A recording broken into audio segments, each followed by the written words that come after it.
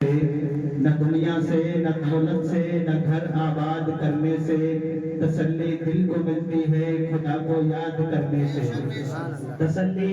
دل کو ملتی ہے خدا کو یاد کرنے سے اور کون کہتا ہے کہ مومن مر گیا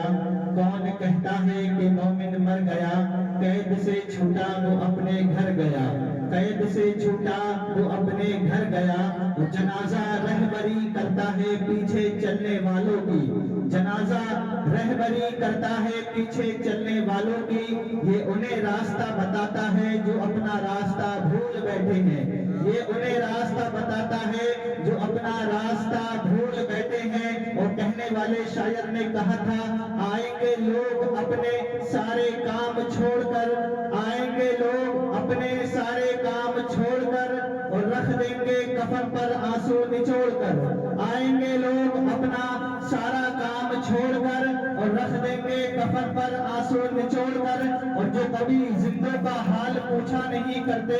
جو کبھی زندوں کا حال پوچھا نہیں کرتے وہی کاندھا لگائیں گے دوڑ دوڑ کر وہی کاندھا لگائیں گے دوڑ دوڑ کر یہ دنیا کی سچی حقیقت ہے کہ انسان جب زندہ ہوتا ہے مرنے کے قریب ہوتا ہے اس کی اپنے خود کی اولاد اس کے پاس نہیں بیٹھتی ہے اپنے خود کے رشتہ دار اس کے پاس نہیں بیٹھتے ہیں وہ انسان اکیلا ہی اپنے کمرے میں گھٹتا رہتا ہے پھٹرتا رہتا ہے کوئی بات پوچھنے والا نہیں ہوتا کوئی کھانے کے لیے پوچھنے والا نہیں ہوتا بہویں بیٹیاں اور گھر والے اسے کھانا اس لیے نہیں دیتے ہیں بھر کر پیٹ تاکہ یہ کھانا کھائے گا پھر نجاست پھیلائے گا پھر اس کی نجاست کو دور کون کرے گا اے میرے پیاروں جو انسان تمہارے لیے اتنی دولت چھوڑ کر جائے گا اگر تم اسے بھر پیٹ کھانا کھلا دو گے تو کیا تم اس کی دولت کو نہیں برتو گے تمہیں جب اس کی گندگی سے اتنی گھن آتی ہے تو تمہیں اس کی دولت سے بھی گھن آنا چاہیے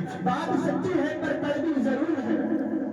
بات سچی ہے پر کڑوی ضرور ہے جب انسان مرگ پر لیٹ جاتا ہے بزرگی میں پہنچ جاتا ہے بڑھاپے میں پہنچ جاتا ہے تو ایسا نہیں کہ اس کے جسم میں طاقت نہیں ہوتی ایسا نہیں کہ اس کی عقل ختم ہو جاتی ہے ایسا نہیں وہ مجبور ہو جاتا ہے پر بڑھاپا ایک ایسا بڑھاپا ہے کہ جب انسان کے اوپر بڑھاپا آتا ہے پھر انسان کو کچھ دکھائی نہیں دیتا پھر اسے بس اپنے اعمال دکھائی دینے لگتے ہیں اپنے آثار دکھائی دینے لگتے ہیں وہ لمحات اسے دکھائی دینے لگتے ہیں جو اس نے جوانی میں گزارے تھے پھر وہ یاد کرتا ہے کاش میں جوانی میں عبادت کر لیتا کاش میں جوانی میں قرآن پاک کی تلاوت کر لیتا کاش میں جوانی میں اچھا عمل کر لیتا تو آج مجھے اس طرح سے جلیل و خوار ہونا نہیں پڑتا اس طرح سے آج مجھے رسوا ہونا نہیں پڑتا اے میرے پیارے حضرت عمر فاروق اعظم رضی اللہ تعالیٰ عنہ کو ہر کوئی جانتا ہے یہ حضور کے دوسرے خلیفہ ہیں اور ایسے خلیفہ جن کے بارے میں حضور فرماتے ہیں